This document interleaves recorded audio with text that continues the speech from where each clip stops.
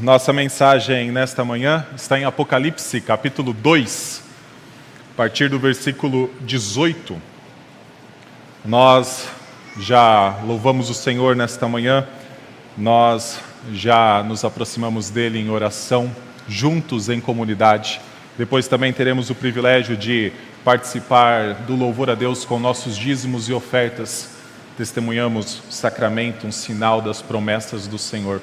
E agora ouviremos também a exposição da palavra de Deus. A partir do versículo 18, nós temos a carta à igreja de Tiatira, uma carta endereçada por Cristo a esta igreja. E esta é a quarta mensagem desta série, que nós estamos vendo como podemos triunfar, vencer aspectos de nosso cotidiano, quer eles sejam de natureza pecaminosa, quer eles sejam de natureza de perseguição. E tudo isso nós podemos fazer, essas vitórias nós podemos obter, porque Cristo triunfou definitivamente quando Ele foi crucificado, quando Ele ressurgiu dos mortos e quando Ele ascendeu aos céus. Todos os seus inimigos começaram a ser colocados um a um debaixo do estrado dos seus pés. E à medida em que Ele realiza isso, nós podemos vencer também em nossa vida cotidiana. Quando nós olhamos para essa ideia de vitória, ela está baseada sempre nas palavras finais de cada um dos trechos que nós temos pregado. Se você olhar para o versículo 29, nós temos a seguinte expressão: quem tem ouvidos, ouça o que o Espírito diz às igrejas. E essas pessoas que estão vivas, no versículo 26, dá para a gente perceber que são vencedoras. E ao serem vencedoras, elas herdam algumas promessas que o Senhor faz a elas. Até aqui nós já vimos 3 vitórias que nós podemos ter. A primeira delas sobre a falta de testemunho, quando nós olhamos para a carta que Cristo direcionou para a igreja de Éfeso. E para nós vencermos a falta de testemunho, o que precisamos fazer é comparar o nosso presente com o nosso passado, especificamente aquele momento logo após a nossa conversão, quando nós estávamos empolgados com o testemunho de Cristo, com as mudanças que Cristo estava operando em nossa vida. E ao fazer isso e se constatarmos que estamos numa situação pior do que estávamos, nos arrepender e voltar ao testemunho. Depois nós vimos como nós podemos triunfar sobre a perseguição. E essa é uma das palavras mais interessantes do livro de Apocalipse. Porque para a gente, perseguição não é derrota, mas perseguição é vitória. Inclusive, a morte nunca vai ser contada para aquele que morre por causa da fé como um revés, como uma derrota. Mas é um triunfo aos olhos de Cristo. Por isso Paulo um dia disse que para ele morrer era lucro. Até a morte por causa da fé é uma vitória. E na mensagem da semana passada, com a carta direcionada à igreja de Pérgamo, nós vimos que é possível que triunfemos sobre o falso ensino. E para isso nós precisamos nos apegar a essa doutrina. E precisamos, se necessário, utilizarmos da disciplina. Hoje nós nos voltamos para a carta à igreja de Tiatira, para com ela vermos como podemos triunfar sobre a imoralidade. E para que nós vençamos a imoralidade, quer de natureza idólatra, quer de natureza sexual, nós precisamos lembrar que Cristo nos chamou e Cristo nos fez servos de um reino que é santo. Para vencermos a imoralidade, precisamos saber que somos servos de um reino que é santo. Por isso eu convido você a acompanhar a leitura a partir do versículo 18, recebendo essa palavra como palavra do Senhor. Ao anjo da igreja em Pérgamo, 18. Ao anjo da igreja em Tiatira escreva: estas coisas diz o Filho de Deus, que tem os olhos como chama de fogo e os pés semelhantes ao bronze polido. Conheço as obras que você realiza, o seu amor, a sua fé, o seu serviço, a sua perseverança e as suas últimas obras, mais numerosas do que as primeiras. Tenho, porém, contra você o fato de você tolerar que essa mulher, Jezabel, que se declara profetisa, não somente ensine, mas ainda seduza os meus servos a praticar a prostituição e a comer coisas sacrificadas aos ídolos. Dei-lhe tempo para que se arrependesse, porém ela não quer se arrepender da sua imoralidade.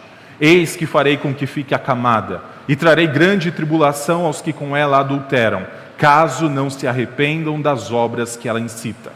Matarei os seus filhos, e todas as igrejas saberão que eu sou aquele que sonda mentes e corações, e retribuirei a cada um de vocês segundo as suas obras. Digo, porém, aos demais de Tiatira, a todos aqueles que não seguem essa doutrina e que não conheceram, como eles dizem, as coisas profundas de Satanás, não porei outra carga sobre vocês. Tão somente conservem o que vocês têm, até que eu venha. Ao vencedor que guardar até o fim as minhas obras, eu lhe darei autoridade sobre as nações, e com cetro de ferro as governará e as reduzirá a pedaços, como se fossem objetos de barro. Assim como também eu recebi a autoridade de meu Pai, e eu lhe darei ainda a estrela da manhã. Quem tem ouvidos, ouça o que o Espírito diz às igrejas. Vamos orar? Graças te damos, Senhor, pela tua palavra que o Senhor utilizou para nos resgatar de um reino de trevas e para nos fazer membros, servos do reino do teu Filho. Obrigado porque essa palavra mais uma vez está aberta diante dos nossos olhos. Por isso pedimos, ó Pai, que o Senhor nos santifique por meio da verdade. Que a tua palavra, Pai, transforme os nossos corações, molde os nossos pensamentos e assim, ó Pai, cada ação de nossa vida seja expressa para a tua honra e glória. Essa é a nossa oração no nome de Cristo. Amém.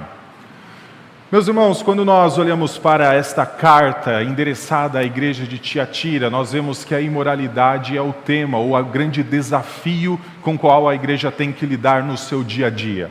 Aqui nós vemos, por exemplo, a ideia de imoralidade intimamente relacionada à participação de eventos, de cultos pagãos, onde tinha comidas dedicadas aos ídolos, e também a participação destes eventos, destes cultos pagãos, então que terminavam com orgias sexuais. Então a imoralidade aqui tem um aspecto muito carnal mesmo, um aspecto onde as pessoas então se envolviam com as coisas mais baixas que poderia existir nesta vida. É esta a ameaça que rondava a igreja de Tiatira e já tinha rondado outras igrejas ali da Ásia Menor. Para nós vencermos a imoralidade, Jesus Cristo nos mostra que precisamos lembrar que somos servos de um reino que é santo. Ele começa falando disso no primeiro versículo desse trecho, versículo 18, quando se apresenta à igreja como aquele que escreve à igreja de Tiatira, querendo que a igreja então tomasse consciência do perigo que estava no meio dela e então se arrependesse de suas obras. E para isso Cristo então faz dois movimentos principais. O primeiro de um elogio e depois o movimento de uma repreensão. E ao fazer isso, Cristo está dizendo que existem pelo menos dois grupos dentro da igreja. Um grupo que está sendo elogiado por conta de sua vida e um grupo que está sendo repreendido e chamado ao arrependimento. Primeiro, a partir do versículo 19, nós conseguimos ver que Cristo conhecia e por isso elogiava o crescimento espiritual que estava tendo dentro da igreja de Tiatira. Olha o versículo 19: conheço as obras que você realiza, o seu amor, a sua fé, o seu serviço, a sua perseverança e as suas últimas obras mais numerosas do que as primeiras. Quando a gente olhou para estes elementos, todos esses atributos que estão sendo elogiados por Cristo da igreja de Tiatira, nas outras cartas, nós vimos que isso tem a ver com o testemunho da igreja. Veja que pelo menos 5 coisas são elogiadas por Cristo como estando presentes nesta igreja, e especialmente um grupo, porque a gente vai ver que o segundo grupo é repreendido. Primeiro, ele está elogiando o seu amor, a sua fé, o seu serviço, a sua perseverança e as suas obras. Tiatira era uma igreja que diante do mundo continuava mantendo o testemunho de que existe somente um Senhor, de que existe somente Jesus Cristo, debaixo do qual a igreja deve dobrar os seus joelhos e a mais ninguém. Essa igreja continuava testemunhando que a sua lealdade pertencia exclusivamente a Cristo, ou pelo menos um grupo de sua membresia continuava entendendo que a sua lealdade era somente a Cristo.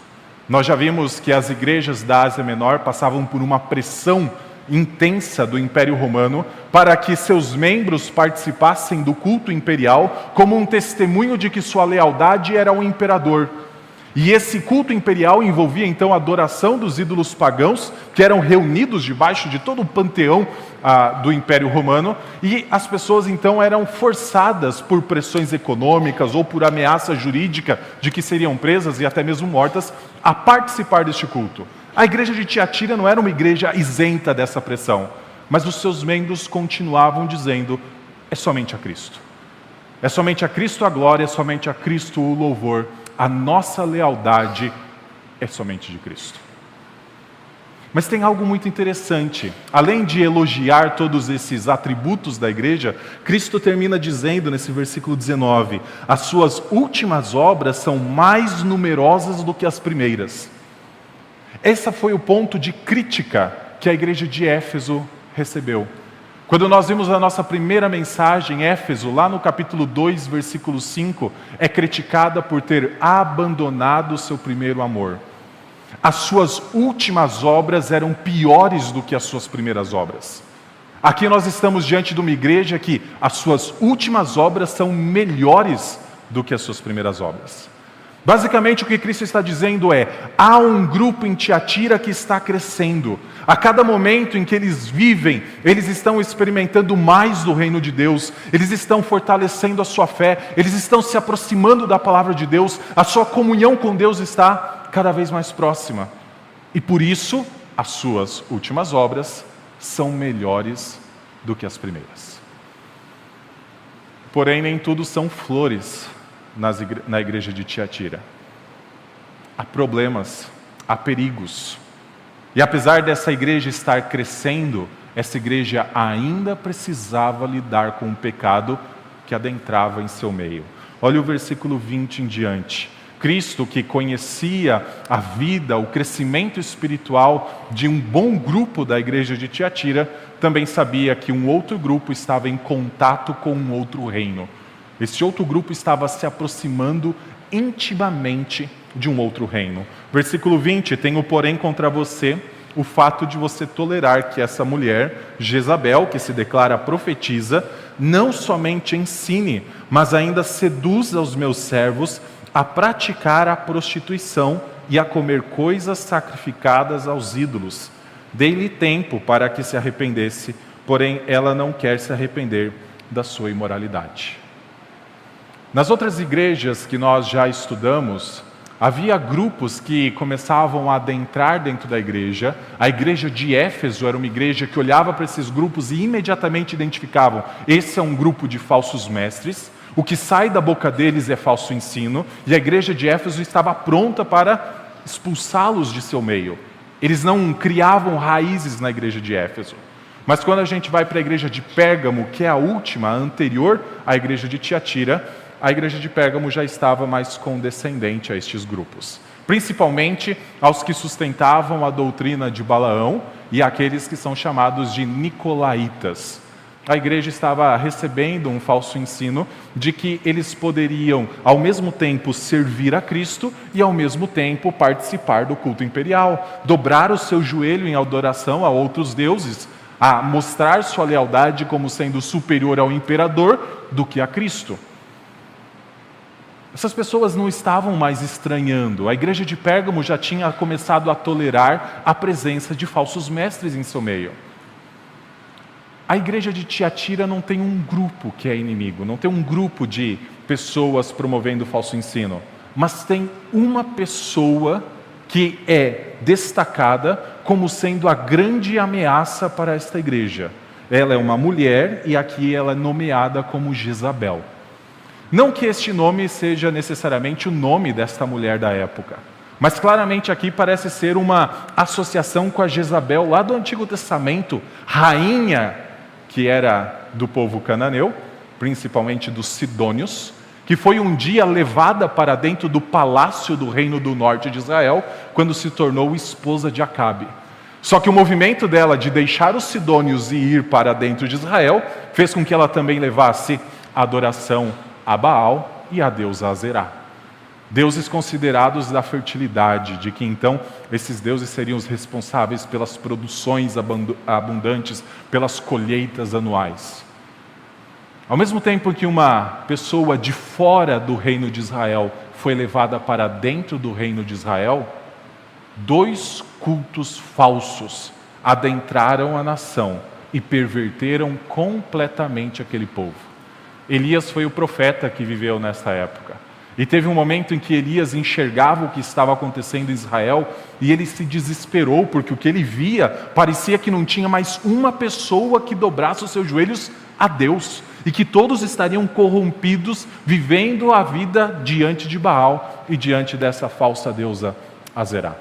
Deus lembrou ele que tinha pelo menos 7.000 pessoas que ainda permaneciam fiéis a Deus. Mas a situação que Jezabel conseguiu instituir dentro do reino de Israel, no Antigo Testamento, aos olhos parecia uma completa perversão e que o reino inteiro estava completamente corrompido.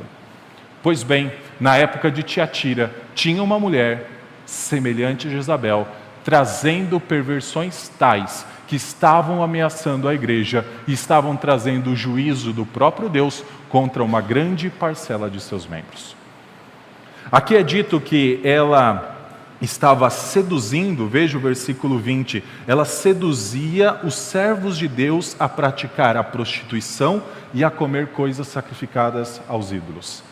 A cidade de Tiatira, que era onde estava essa igreja, não era uma cidade muito grande na Ásia Menor, mas era uma cidade como um ponto comercial muito importante daquela região. Se você lembrar lá de Atos 16, de uma mulher chamada Lídia, é dito que ela vendia púrpura, vendedora de púrpura, ela era uma comerciante, e ela então conheceu o evangelho por meio do apóstolo Paulo, e ela se converteu, mas ela então praticava o comércio nessa cidade de Tiatira, ela era uma cidadã de Tiatira. E essa cidade, uma vez que estava intimamente envolvida com o comércio, essa cidade ela estava também intimamente relacionada com o comércio de coisas que estavam envolvidos com o culto idólatra, principalmente a Apolo e principalmente a Atena. Quando a gente olha para esta cidade, as pessoas naquela época que queriam comercializar sabiam que também precisariam se envolver com o culto falso. É possível que essa mulher aqui rotulada, intitulada de Jezabel, fosse uma pessoa importante no comércio local. E é possível, uma vez que ela era uma pessoa importante para o comércio local, que os membros de Tiatira, temendo passar por privações, temendo passar por, então, ter, por exemplo, a sua licença de comerciante cassada, se envolvesse com aquilo que ela ensinava. E para isso se envolviam com cultos que terminavam em bebedeiras e em orgias. É por isso que a palavra aqui utilizada como imoralidade, também utilizadas como a prostituição, tem a ver com pornografia. A ideia no grego é porneia, esta é a palavra que está sendo envolvida. Essa mulher seduzia o povo da igreja de Tiatira a participar de imoralidade tal, semelhante às mais profundas aberrações dessa vida. E essa mulher era tolerada no meio da igreja. O grande problema de Pérgamo, o grande problema de Tiatira, é que eram igrejas que estavam recebendo as ameaças e abraçando. Grupos diferentes abraçando essas ameaças. Veja que a igreja anterior de Esmirna precisava lidar com a perseguição por conta da sua fé. Essas igrejas precisam lidar com imoralidade, com falso ensino, porque começaram, pelo menos parte de seus membros, a se aproximar daquilo que não deveriam se aproximar, a se relacionar com um outro reino. Eu acho muito interessante como esta carta é construída, como Cristo, então, direciona essa carta à igreja de Tiatira, mostrando que existe um reino e que existe outro reino. Se você olhar para o versículo 18, Cristo se apresenta como o Filho de Deus. Olha o versículo 18, ao anjo da igreja em Tiatira escreva, estas coisas diz o Filho de Deus.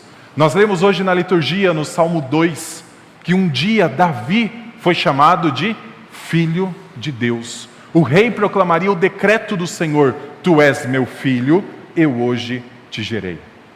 Jesus Cristo utiliza a mesma nomenclatura do Salmo 2 e lá do segundo livro de Samuel, capítulo 7, para mostrar que ele é o rei Davi mais esperado da história.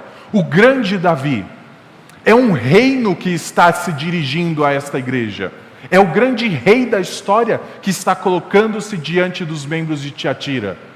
Primeiro para os elogiar uma boa parcela, mas também para os repreender por estar aceitando e estar entrando em contato com o reino inimigo. Quando Jezabel se tornou mulher de Acabe, a história do reino do norte de Israel começou a ruir. E aquele reino nunca mais teria espaço nos planos de Deus. Só que passou o tempo e uma filha de Jezabel e de Acabe se casou com um rei do Reino do Sul. Famosa Atalia, lá do segundo livro dos Reis. E ela tentou matar todos os descendentes de Davi. Para que não surgisse mais um Davi.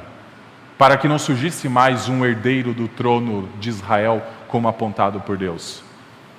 E se Atalia conseguisse executar perfeitamente o seu plano, Cristo não estaria escrevendo esta carta. Mas Deus tem os seus planos perfeitos. Cristo está direcionando uma carta e dizendo: Tiatira, vocês estão em íntimo contato com um reino que é inimigo. Vocês estão abrindo as portas para Satanás. Vocês estão deixando por meio desta mulher chamada Jezabel que Satanás influencie a vida de vocês. Prostituição, imoralidade, adultério, pornografia, tudo isso são instrumentos de Satanás para adentrar na vida do povo de Deus e para fazer com que esse povo se afaste de um reino que é santo. Por isso, depois de elogiar e depois de então repreender este grupo que estava se aproximando de Jezabel, veja o versículo 20, eu tenho contra vocês esse movimento que vocês fazem. Cristo então se direciona à igreja dizendo que eles precisavam se realinhar com o reino que é santo. Versículo 24 e parte ali também do versículo 22 nos mostram que Cristo se direciona a dois grupos diferentes. Olha o versículo 22 primeiro, versículo 21 primeiro. Dei-lhe tempo para que se arrependesse, porém ela não quer se arrepender da sua imoralidade. Até para Jezabel, Cristo mostrou a sua longanimidade, mas ela não quis se arrepender. Então Cristo a puniria. Versículo 22. Eis que farei com que fique acamada. E a ideia é, eis que eu farei ela chegar ao leito de morte. A imoralidade ensinada e propagada por ela no meio da igreja é tal. Foi dado tempo para que ela se arrependesse, mas não se arrependeu.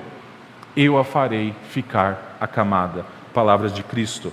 E dele fala, e trarei grande tribulação aos que com ela adulteram, caso não se arrependam das obras que ela incita.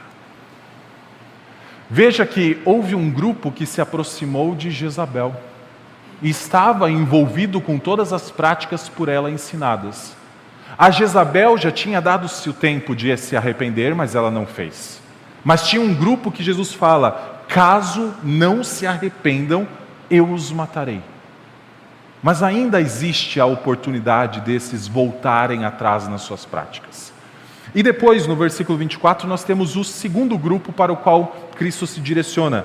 Digo, porém, aos demais de Tiatira, a todos aqueles que não seguem essa doutrina e que não conheceram, como eles dizem, as coisas profundas de Satanás, não porei outra carga sobre vocês, tão somente conservem o que vocês têm até que eu venha. Meus irmãos, basicamente o que Cristo está dizendo é, primeiro, grupo que se relaciona com esta mulher chamada Jezabel, eu tenho algo contra vocês. Grupo que não conhece as coisas profundas de Satanás, eu tenho algo para dizer para vocês também. E se nós invertermos apenas os referenciais, basicamente o que Cristo poderia dizer é, grupo que conhece as coisas profundas de Satanás, eu tenho algo contra vocês. Grupo que não se relacionou com Jezabel, eu quero falar algo para incentivar vocês. Meus irmãos, quando Cristo diz que essa mulher estava promovendo coisas profundas de Satanás, está mostrando o quanto o povo estava correndo perigo. Alguns teólogos vão dizer que essa mulher estava ensinando coisas místicas. Então, dizendo, por exemplo, que para você conseguir vencer Satanás, você deveria se adentrar no mundo criado por Satanás ou corrompido por Satanás, e então se emaranhar com aquelas coisas, para que você conhecesse o inimigo de dentro, para que então você pudesse derrotar. Cristo nunca disse para a gente se aproximar de Satanás e conhecer em detalhes as suas obras. A palavra é sempre fuja de Satanás. A palavra é sempre se afaste de Satanás. Não entre em contato. A prática de participar de banquete sacrificado a ídolos, desse culto pagão, desta imoralidade sexual, é se envolver com as coisas mais profundas do reino inimigo. Não era apenas se aproximar de Jezabel, não era apenas buscar os melhores interesses, conseguir continuar comercializando, afinal ela era uma mulher influente em Tiatira e que poderia então dizer quem ia continuar no seu trabalho ou não. Ia muito além, por trás tem um reino inimigo que corrompe, que perverte, que mancha a alma, que a joga na lama e que faz com que a pessoa sofra. Porque foi uma pessoa, como nós podemos enxergar, Cristo dizendo, são os meus servos que estão se envolvendo com ela. São pessoas que experimentaram outras coisas, mas que deram espaço para o falso ensino. É por isso que na semana passada eu disse que uma igreja precisa sempre zelar pela sua doutrina, sempre professar as verdades bíblicas, e se necessário fazer uso de disciplina. E se não houver arrependimento, como era o caso de Jezabel, expulsar, deixar ir essa pessoa, para que um pouco de fermento não levede toda a massa. Para este primeiro grupo que estava extremamente envolvido com essas coisas, Cristo tem uma palavra: arrependa-se. Poderia ser as coisas praticadas mais em secreto possível. Afinal, imoralidade sexual talvez seja o pecado que a gente mais esconde. Às vezes a gente pensa, está só no meu pensamento. Meus irmãos, Cristo Jesus sabe o que se passa no pensamento. Olha o versículo 18 de novo. Essas coisas diz o Filho de Deus, que tem os olhos como de fogo. Essas coisas diz aquele que tem os olhos como de fogo, que sonda mentes e corações. Versículo 23, saberão que eu sou aquele que sonda mentes e corações. Não há absolutamente nada que fique oculto aos olhos de Cristo. Não há absolutamente nada que Ele não saiba que se passa na vida das pessoas. Às vezes o pensamento é: isso aqui vai me beneficiar, isso aqui vai trazer algum proveito, isso aqui vai ser o fato de eu vou continuar trabalhando, isso aqui vai ser a forma de eu continuar obtendo o meu sustento. E ninguém vai saber. Cristo sabe. E Cristo sabe as motivações. E Cristo sabe as razões. E Cristo sabe cada detalhe que foi planejado. Por isso a palavra dele é: se arrependa. Não seja contado entre os filhos de Jezabel. Não seja contado entre aqueles que são inimigos do reino de Cristo. Não seja contado entre aqueles que fazem parte de outro reino. Arrependa-se. Um cristão, diante do pecado, ele se arrepende, para não continuar naquela trilha, para não continuar naquele erro, para não continuar distante do seu Senhor. Se não há arrependimento, é necessário que façamos como Cristo faz: sondar nossa mente e o nosso coração. É necessário que reconheçamos que somente Cristo pode nos resgatar desse lamaçal. É necessário que clamemos para que Ele faça isso. Tem um segundo grupo, que é o grupo que foi elogiado lá em cima. Vocês perseveram no amor, vocês perseveram na fé, vocês perseveram nas obras. Para estes, ele diz no versículo 24, eu não vou colocar mais um peso sobre vocês. Vocês não adentraram este lamaçal que está sendo propagado por Jezabel. Vocês não abraçaram o pecado como os outros fizeram. Para vocês, continuem da forma como vocês estão. Continuem da forma como vocês estão vivendo. Essa é a palavra de Cristo. Versículo 26, tão somente conservem o que vocês têm até que eu venha. Essa parte era do grupo que estava crescendo, era do grupo que estava trabalhando. E com isso eu quero trazer uma aplicação para nós. Meus irmãos, nós que cremos em Cristo Jesus, um dos instrumentos que Deus nos dá para nos afastar do pecado é o trabalho no reino dele. O trabalho no reino dele não salva ninguém. Salvação é gratuita. Salvação é um dom de Deus. Ele entrega isso gratuitamente a nós. Mas a partir do momento em que você é salvo, se tem algo que te afasta do pecado, é também você servir dentro do reino de Deus. Por isso, não se acostume com a ideia de vir aqui domingo após domingo e tudo é isso que você faz na sua vida com Cristo. Não se acostume com a ideia de sentar num banco, de cantar algumas músicas, de ouvir a palavra pregada, e é tudo isso que você tem na semana com Cristo. Além de toda a vida devocional, de ler a Bíblia, de orar, coloque-se lado a lado com seus irmãos para trabalhar, para testemunhar a respeito de Cristo, para servir em um pequeno grupo, para auxiliar com os diversos ministérios dessa igreja, para ser um bom profissional que diz, tudo o que eu farei será para a glória de Deus no meu trabalho.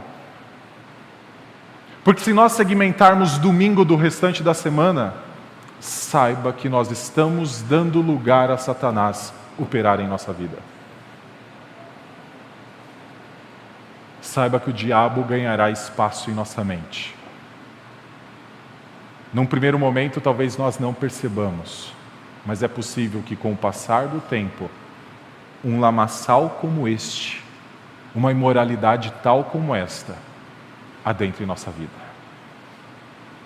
Trabalho, crescimento, devocional, vida com Deus, nos afastam do pecado. São dois reinos que estão competindo. E Deus nos chama ao reino que é santo. Cristo nos fez servos dele. E ele é um Deus santo. Versículo 18, que fala dele se referindo a si mesmo como Filho de Deus, também como aquele que tem olhos como de chama de fogo, também diz que ele tem os pés como de bronze polido. E aqui dá a ideia da perfeição, a ideia da santidade, não existe mais defeito. Tiatira também era uma cidade conhecida por ser muito hábil em ser artífice de coisas de bronze, de instrumentos de bronze. Então Cristo está se mostrando como aquele que tem os pés polidos. Há uma perfeição no seu trabalho, há santidade naquilo que ele é. E ele nos chama para este reino, para abandonarmos o pecado e para vivermos com ele. E para finalizar, depois de se dirigir aos dois grupos, entendendo que um grupo pode se arrepender dos seus pecados, abandonar as coisas profundas de Satanás, deixar Jezabel para trás, e também para o outro grupo que estava crescendo e deveria continuar crescendo, ele faz uma promessa. Ao vencedor, o vencedor fará parte do único reino que existirá. Se tem dois reinos competindo, saiba que só um reino triunfa no final. Versículo 26, ao vencedor que guardar até o fim as minhas obras, eu lhe darei autoridade sobre as nações, e com cetro de ferro as governará, e as reduzirá a pedaços como se fossem objetos de barro. Assim como também eu recebi a autoridade de meu Pai, eu lhe darei ainda a estrela da manhã. Quem tem ouvidos, ouça o que o Espírito diz às igrejas. No Salmo 2, a gente leu que um dia Deus deu promessas para Cristo. Tu és o meu filho, eu hoje te gerei. Ao final do Salmo 2, é dito que os reis da terra deveriam abandonar a sua rebeldia e beijar o filho para que ele não se irritasse.